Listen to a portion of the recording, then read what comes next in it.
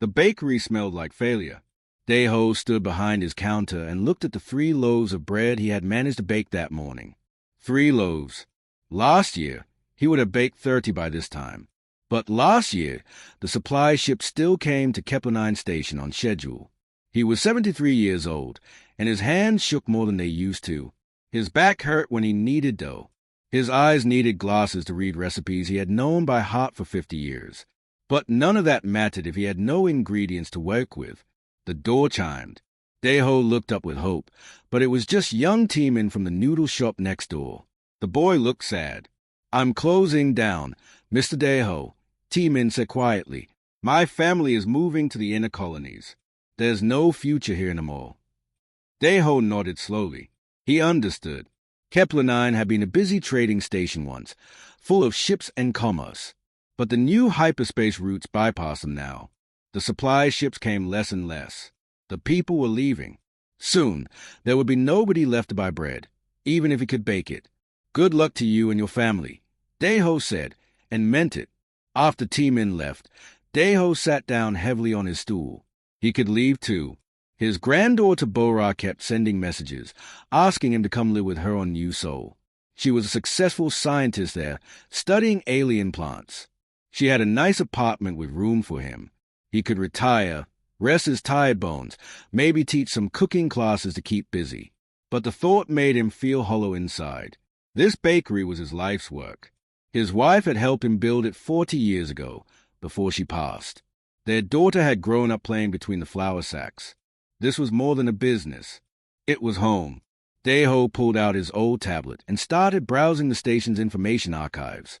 He did this sometimes when he could not sleep, reading about Earth in the old ways. Most people did not care about history anymore. They ate their synthesized foods and their mass-produced meals and never thought about where cooking came from. But Dae-ho remembered his grandmother's kitchen in Busan, back on Earth. He had been just a small boy, but he remembered the smell of her bread, the taste of her kimchi, the way her hands moved when she cooked. She had taught him that food was not just nutrition. It was memory, culture, love. He scrolled through articles about ancient Earth recipes, reading about dishes that nobody made anymore because the ingredients were too expensive or too hard to find. Then something caught his eye. A footnote in an academic paper about culinary history. It mentioned a library ship called the Heritage, built 300 years ago by a group of human food historians. They had collected recipes from every human culture, along with seeds and samples and detailed instructions. The goal was to preserve human culinary heritage as people spread across the stars. But the ship never reached its destination. It was attacked and stolen by a dragon named Vexroth. Dae-ho sat up straight.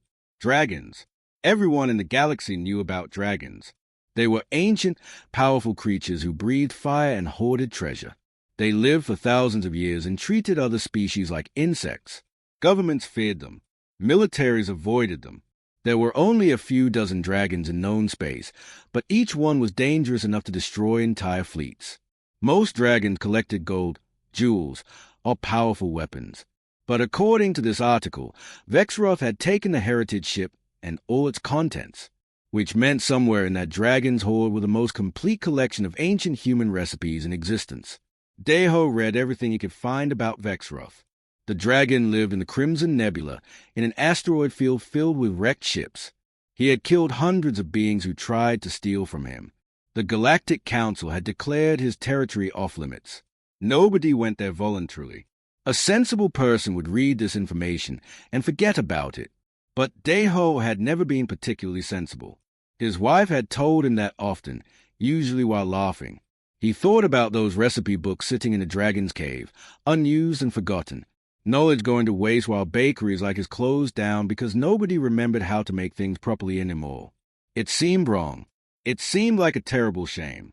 An idea formed in his mind. It was a stupid idea, the kind that got people killed. But it would not leave him alone. 3 days later, Dae-ho was packing his traveling oven. It was a small portable unit he had bought years ago for catering jobs. He loaded it into a rental shuttle, along with basic ingredients. His grandmother's old recipe notebook, and 1 loaf of fresh milk bread wrapped carefully in cloth. Bora called him, her face worried on the video screen. "Grandfather, what are you doing?" The rental company flagged your flight plan and contacted me as your emergency contact. You filed a route to the Crimson Nebula. Please tell me this is a mistake." "It's not a mistake," Deho said calmly, checking his supplies. "That's dragon territory. That's Vexrother's domain. Grandfather, he kills people." "Maybe," Deho said, "but maybe he will listen. I'm not going to steal. I'm going to ask." "Ask a dragon? Grandfather, please, come to New Soul. We can figure something else out." Deho smiled at his granddaughter's worried face. "Bora, I am 73 years old. If I died doing this, I will have lived a good life. But if I give up and just wait to die in a retirement home, I will regret it forever. Do you understand?" Bora looked like she wanted to cry, but she nodded. She knew her grandfather. Once he decided something, he would do it. "At least take a weapon," she pleaded. "If weapons could stop a dragon, someone would have killed them all by now," Deho said. "I'm taking bread. It's more useful." The station administrator tried to stop him. The local security chief tried to talk sense into him. 3 different people told him he was insane. But there was no law against flying to your own death if you wanted to, so eventually they let him go.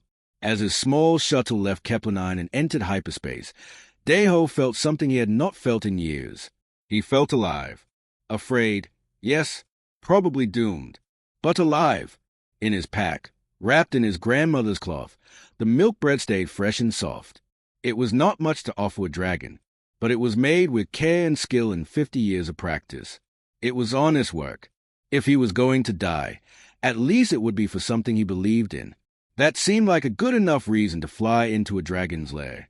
The Crimson Nebula waited ahead, red and beautiful and deadly. The Crimson Nebula was more terrifying than the pictures had shown. Red clouds of gas stretched in every direction, lit from within by dying stars. The navigation computer kept beeping warnings about radiation and debris. Deho's small shuttle felt like a toy boat in an ocean of fire. The asteroid field appeared on his sensors. Hundreds of rocks floating in the void, some as small as his shuttle, others as large as cities. And between them, the wreckage. Pieces of ships everywhere, torn apart and scattered. Some were centuries old, just bits of metal tumbling through space. Others looked newer, their hull plating still shiny where the dragon's fire had melted it. Deho's hands were sweating on the controls. He had committed to this journey, but now that he was here, the reality of it hit him. Those wrecks had been crewed by people. People who had families, who had lives, who had made the mistake of coming here. He was flying toward the creature who had killed them all. His comm system crackled to life, making him jump. "You broadcast peaceful intentions." The voice was deep, ancient, and amused. It sounded like rocks grinding together, but formed into words. How curious! No one has done that in 237 years. Deho cleared his throat. His voice shook when he spoke. "My name is Deho. I come from Kepler-9 station. I wish to speak with Vexroth." "You are speaking with him." The amusement grew stronger. "You are either very brave or very stupid. Little human. Which is it?" "Probably stupid," Deho admitted.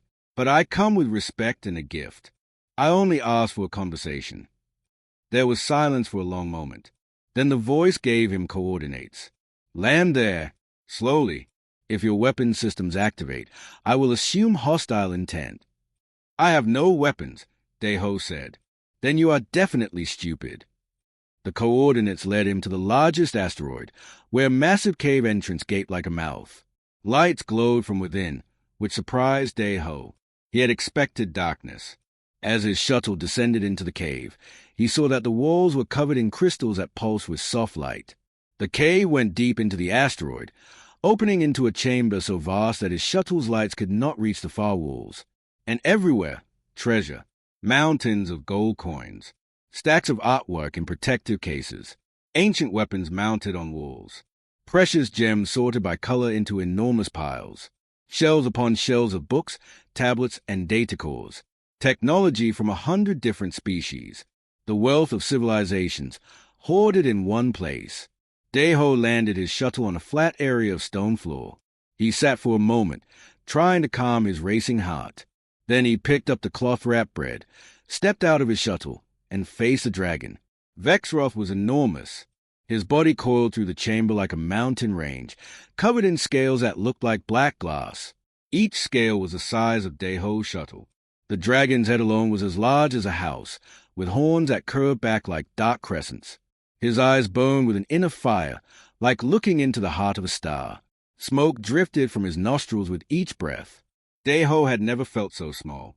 He was an insect standing before a god. Every instinct screamed at him to run, but he forced himself to stand still. He bowed deeply, the way his grandmother had taught him to show respect to elders. "Thank you for allowing me to land," Deho said. His voice echoed in the vast space. The dragon's massive head lowered, bringing one burning eye level with the old baker. The heat radiating from Vexroth's body made sweat run down Deho's face. One breath of fire would turn him to ash before he could blink. "You brought a gift," Vexroth said. "Show me." With shaking hands, Deho unwrapped the milk bread. It looked pathetic here, a small loaf in a cave full of treasures worth more than entire planets. But it was all he had. "I am a baker," Deho said. "This is milk bread, made from my grandmother's recipe. It is simple, but it is honest work. I offer it with respect." The dragon stared at the bread. Then, delicately, considering how massive he was, Vexroth extended one claw. It was as long as Deho was tall and looked sharp enough to cut steel. The claw carefully pinched the loaf and brought it up to the dragon's mouth. Vexroth ate the bread in one bite. His massive jaws worked slowly, thoughtfully. Deho waited, not daring to breathe. "Interesting," the dragon finally said. "It has been centuries since anyone offered me food.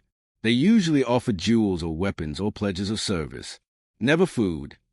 He tilted his great head, studying Deho. "It is simple, as you said, but there is care in it. Skill. You did not make this hastily." "No," Deho said. "I have been a baker for 50 years. Every loaf matters. Why have you come here? Baker, you said you wished to speak with me. Speak, then. Amuse me before I decide what to do with you." Deho took a breath. This was the moment. He had practiced his speech 100 times during the journey, but now all those rehearsed words seemed to disappear. He spoke from his heart instead. 300 years ago, you took a ship called the Heritage. It carried recipe books, the collected culinary knowledge of human culture from before we went to space. Those books are here, somewhere in your hoard. "Yes," Vexroth said. "I have them. A complete library ship. The humans who crewed it fought bravely before they died. They considered those books precious enough to defend with their lives. So I took them. They are mine now." "I know," Deho said carefully. "I am not here to steal them. I could never do that. You would kill me, and you would be right to do so. But I wish to ask if I might read them, study them, use them." The dragon's laugh was like thunder rolling through the cave. "You want to use my treasure? You come here, an old man alone in a tiny ship, and ask a dragon to share his hoard? The arrogance! The absurdity!" "Yes," Deho said simply. "I know it is absurd, but those recipes are dying knowledge. Without them, part of human culture dies too. They are valuable, but only if someone uses them. Otherwise, they are just paper sitting in darkness." "They are beautiful paper," Vexroth said, his voice dropping to something dangerous. "Illuminated manuscripts, handwritten journals, printed books from Earth itself. They are treasures beyond price. The humans who collected them spent lifetimes on that work." "And that work is wasted if it only sits here," Deho said. He knew he was pushing too hard, but he had come too far to stop now. "You have collected these things, but do you understand them? Have you ever made a single recipe from those books?" The dragon's eyes flared brighter. Smoke poured from his nostrils. The temperature in the cave rose sharply. "You insult me in my own home," Vexroth said, his voice a low growl. "You suggest I do not appreciate what I have collected." "I suggest you have hoarded them without understanding them," Deho said, meeting those burning eyes. "And I believe that is the poorest kind of wealth." The silence that followed was absolute. Deho waited for the fire that would end his life. But it did not come. Instead, the dragon laughed again, though this time it sounded less amused and more intrigued. You have courage, Baker. Foolish courage, but courage nonetheless. I have not been challenged like this in a very long time. Vexroth moved through his hoard with surprising grace for something so massive. His scales scraped against gold coins, creating a sound like wind chimes made of metal. He circled around Deho slowly, studying the old baker from every angle. Deho stood still, fighting the urge to run. Running would be pointless anyway. The dragon could cross the entire cave in seconds. You stand in my treasure chamber and tell me I do not understand my own possessions, Vexroth said. You are either the bravest human I have met, or you have lost your mind in your old age. Maybe both, Deho said. His fear was fading, replaced by something else. Determination. He had come here for a reason, and he would see it through. But I am right. You have those recipe books, but they are just objects to you. Beautiful objects, yes, but nothing more.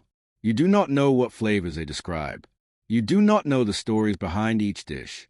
You do not know what they mean. The dragon's tail lashed, knocking over a stack of golden plates. They clattered across the stone floor. I know they were precious enough that humans built an entire ship to protect them. I know they fought me rather than surrender them. That makes them valuable. They fought you because those recipes were their heritage, Deho said. Their connection to Earth, to their ancestors, to who they were before they scattered across the stars. But heritage only matters if it lives, if it gets passed on. Right now, those books are just corpses of knowledge, dead and buried in your cave. Vexroth's laugh was bitter this time. You have sharp word for someone who could be ash in an instant. Very well, Baker, you want to use my treasure. What do you offer in return? What could you possibly have that a dragon would want? Deho had thought about this question during his entire journey. What did you offer someone who had everything? What could a poor baker give to a creature who hoarded the wealth of civilizations? I offer you understanding, Deho said. Right now, you own those books, but you do not truly possess them. You cannot, but if you let me use them, if you let me bake from them, I can show you what they really are. I can transform words on paper into experiences, into tastes and smells and feelings. I can make your treasure come alive. The dragon was quiet for a long moment. His burning eyes never left Deho. The old baker could not tell what the ancient creature was thinking. An interesting proposal, Vexroth finally said. But how do I know your baking is worth anything? You gave me one loaf of bread. It was acceptable, but acceptable is not the same as valuable. Then test me, Deho said. The idea came to him suddenly, and he spoke before he could doubt himself. Give me one recipe from those books. Just one. Let me create it. If you find it worthless, I will leave and never return. But if you find value in it, if I can show you that these recipes are more than just words, then let me stay and continue, one recipe at a time. Vexroth's eyes brightened with interest. A wager. How delightfully human. You risk everything on a single dish. Yes, Deho said. What do I have to lose? If I leave now, I have nothing. If I try and fail, I still have nothing. But if I succeed, I gain access to knowledge that could change everything. The dragon's massive head swung closer. Deho could feel the heat radiating from those scales, could smell sulfur and smoke. And what do I gain if you succeed? You use my treasure, and I get what? A few baked goods. You gain purpose of that treasure, Deho said. Right now, it sits here serving no function except to be admired by you alone. But if I use it, if I create from it, then it becomes something greater. It becomes knowledge in action. And you will taste things that no one has tasted in centuries. Flavors from ancient Earth, made by someone who understands a craft. Vexroth was silent again. His tail moved slowly, thinking. Deho waited, his heart pounding. Everything depended on this moment. Very well, the dragon finally said. I accept your wager, Baker. I will choose one recipe. You will create it. But I have conditions. What conditions? First, you must make the dish exactly as the recipe describes. No substitutions unless absolutely necessary, and you must explain any changes. Second, you have 1 week. If you cannot complete it in that time, you lose. Third, I will judge the result. My decision is final. Do you agree? Deho nodded. I agree. May I see the recipe books to understand what I am working with? Vexroth moved to one section of his hoard, where ancient books were stored in climate-controlled cases. He pressed one massive claw against the lock, and the case opened. Inside were dozens of books, their pages preserved perfectly. The dragon carefully removed one volume and brought it to Deho. The book was beautiful. The cover was made of leather, hand-tooled with designs of wheat and rice. The pages were thick paper, each one covered in careful handwriting. Deho's hands shook as he opened it. These were recipes from old Korea, from before humans left Earth. Some were written in Hangul. Others had notes in the margins in different hands, showing generations of cooks adding their knowledge. Vexroth studied the book over Deho's shoulder, then tapped one page with a claw tip. This one. Make me this. Deho looked at the recipe. His heart sank. It was yakwa, traditional honey cookies from ancient Korea. They looked simple, but Deho knew they were incredibly difficult to make properly. The recipe required specific ingredients and precise techniques. But worse than that, the recipe called for ingredients that might not exist anymore. It required honey from earth bees, a specific type of grain flour, oil pressed from sesame seeds grown in Korean soil, and water from a mountain spring. These things had been common once, but Earth had been changed by centuries of climate control and terraforming. The original ingredients might be extinct. This recipe requires ingredient from Earth, Deho said carefully. Specific ingredients that may no longer exist. Is that a problem? Vexroth asked, his voice dangerous. It is a challenge, Deho said, but not impossible. Your hoard is vast. You said you took the entire heritage ship. That ship was carrying more than books. It had seed banks, preserved samples, documentation. If I can access those resources, I can find alternatives. I can recreate the essence of these ingredients even if I cannot get the exact originals. The dragon's eyes gleamed. You would use my entire hoard to make cookies.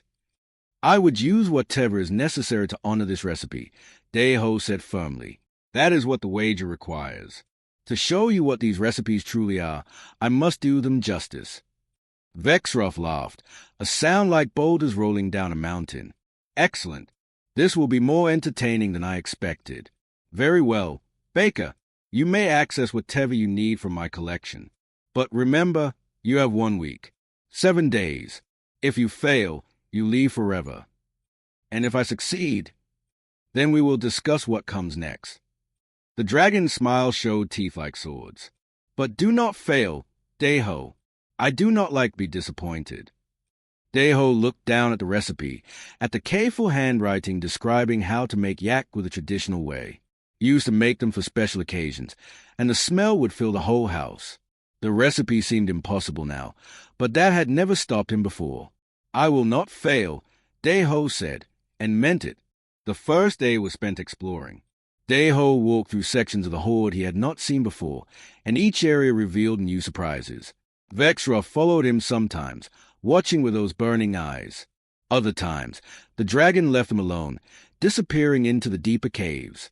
The heritage ship's cargo had been stored carefully, Deho discovered. Vexroth might be a destroyer of ships, but he was a careful collector of treasures. Everything was organized, labeled, preserved. There were entire chambers dedicated to biological samples, seed banks frozen in stasis, soil specimens from 100 different planets. The dragon had been hoarding biodiversity without even realizing it. Deho found wheat seed from ancient Earth, preserved in crystalline suspension. He found oils pressed from plants he had never heard of. He found honeycombs fossilized and stored, along with genetic samples of extinct bee species. The heritage crew had been thorough in their wake, preparing for every possibility. But having the raw materials was not enough. Deho needed to understand them, to coax them into growing, to recreate flavors that had been lost for centuries. He set up his portable oven in a clear area of the cave and started working. On the second day, he called his granddaughter Bora through the subspace communicator. Her face appeared on the screen, shocked to see him alive. Grandfather, you are still alive. The dragon has not killed you. Not yet, Deho said with a small smile. But I need your help. I need a xenobotanist who understands plant genetics and alien biology. I need you. He explained the wager, the recipe, the challenge. Bora listened carefully, her scientific mind already working on problems. You need to recreate extinct Earth ingredients using alien alternatives, she said slowly. That is incredibly difficult, grandfather. Flavor compounds are complex. A single change in soil chemistry can alter everything. I know, Deho said, but it is possible, yes? Bora was quiet for a moment. Then she nodded. Possible, yes. We will need to analyze the samples you have, compare them to historical records, find alien plants with similar chemical compositions. Send me data on everything you find. I will run simulations. For the next 3 days, Deho worked like he had never worked before. His old body protested, his back aching from bending over samples and equipment. But he pushed through the pain. He had 1 week, and half of it was already gone. He took soil from the preserved Earth samples and mixed it with mineral-rich dust from the asteroid. He planted the ancient wheat seeds and used growth accelerators to speed their development. The wheat that grew was not quite right, its color slightly wrong, but when he tasted a grain, the flavor was close. Close enough. Bora guided him through subspace coals, explaining which alien plants might produce oil similar to sesame. Deho found seeds in a collection that, when pressed, gave an oil that smelled nutty and rich. Not sesame, but something that could work. The honey was the hardest part.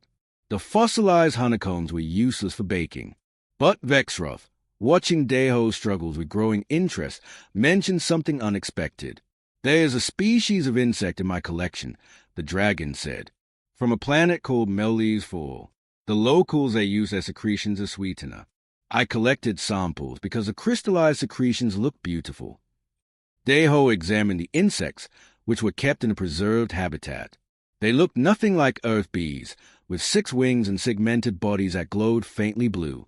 But when he tasted the substance they produced, his eyes widened. It was sweet, complex, with floral notes that reminded him of Earth honey. Different, but somehow right. Can I use these? Deho asked. If you can make them produce more. Yes, Vexroth said. They have been dormant for 70 years. I do not know if they still live. Deho spent hours coaxing the insects back to life, creating the right environment, the right temperature. Bora sent him research papers on insect biology. Slowly, carefully, the creatures awakened. They began to move, to feed on the alien flowers Deho cultivated for them, and they began to produce their sweet secretion again. On the 6th day, Deho finally had all his ingredients ready. The wheat flour was ground fine, pale gold in color. The oil was pressed and filtered until it ran clear. The honey-like substance from the alien insects was collected in a small jar, glowing faintly in the cave's light. He had water purified from ice found on the asteroid, mineral-rich and clean. Vexroth watched as Deho began the actual baking. The dragon had moved closer over the days, his curiosity growing. He asked questions about each step, about why things were done in certain ways. Deho answered patiently, explaining the science and art of baking. The dough must be kneaded exactly right.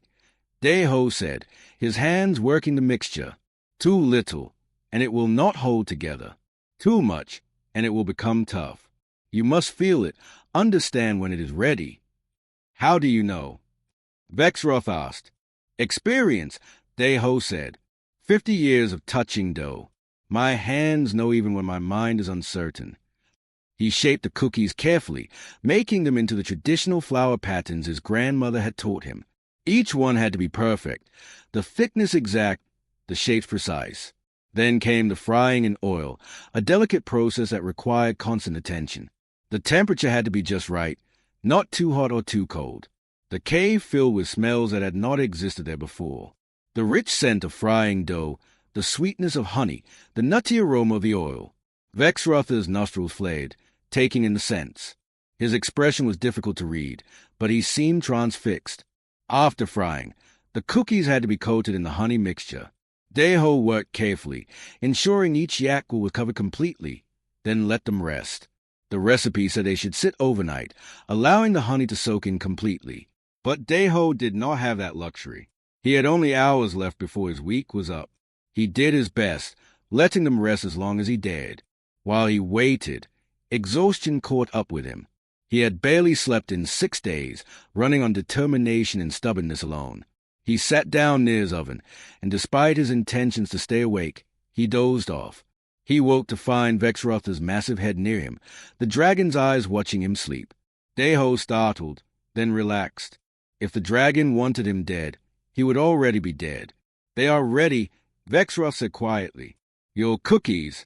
The 7th day has arrived." Deho stood, his body protesting every movement. He looked at the yakwa, golden and glistening with honey. They were not perfect. They were not exactly like the ones his grandmother made, or like the ones the ancient recipe described. But they were real. They were honest work. He arranged them on a clean plate, one of the golden ones from Vexrotha's hoard. The dragon deserved to eat his treasure from treasure. Deho carried the plate to where Vexroth waited, his massive form coiled and still. "These are yakwa," Deho said. "Traditional Korean honey cookies from ancient Earth. The recipe is over 1,000 years old. People made these for celebrations, for special occasions, to share with people they loved. Each cookie represents hours of work, generations of knowledge, cultural memory baked into physical form." Deho did not ask for the recipe books immediately. Instead, he asked if he could stay and continue working. Vexroth agreed without hesitation. The dragon had tasted something he had not experienced in his long life, and he wanted more. The days turned into weeks. Deho worked through the recipe books one dish at a time, and with each creation, Vexrotha's understanding grew. The dragon began to see his hoard differently. The seeds were not just pretty objects, but potential. The books were not just paper, but instruction manuals for creating experiences. The equipment was not just metal, but tools for transformation. Word began to spread across the galaxy in strange ways. Traders who passed near the Crimson Nebula reported that the dragon who had terrorized shipping lanes for 3 centuries had gone quiet. Ships that accidentally drifted too close to his territory were not attacked. Instead, they were warned away politely. Some pilots swore they smelled baking bread in the void of space, though that was impossible. Then rumors started. A merchant claimed his cousin knew someone who had been invited to the dragon's lair and had returned alive. The story seemed absurd, but it persisted. More stories followed. A diplomat mentioned hearing about a human baker living with a dragon. Scientists spoke of biological samples being shared from a previously forbidden collection. Bora was the first visitor to come officially. She arrived 3 months after her grandfather's original journey, her ship full of equipment and supplies. Vexroth allowed her to land without threat. "Grandfather," she said, hugging Deho tightly, "I have been so worried. But you look good. Tired, but happy." "I am both those things," Deho admitted. He introduced her to Vexroth, who studied the young scientist with interest. "You are the one who helped him," the dragon said. "The plant expert." "Xenobotanist," Bora corrected gently, then looked nervous for being so bold. But Vexroth laughed. "Yes, you have knowledge I lack. Perhaps you would like to see my collection properly. I have samples from 600 different worlds. Most have never been studied." Bora's eyes went wide. For a scientist, this was paradise. She stayed. Others came after her. A food historian from New Seoul who had heard the rumors and had to see if they were true. A chef from the inner colonies who wanted to learn from the ancient recipes. A cultural preservationist who wept when she saw the heritage collection intact and being used. Vexroth allowed them all to come, though he was careful about who he permitted entry. He interviewed each person himself, judging their intentions. Those who came with greed in their hearts were turned away.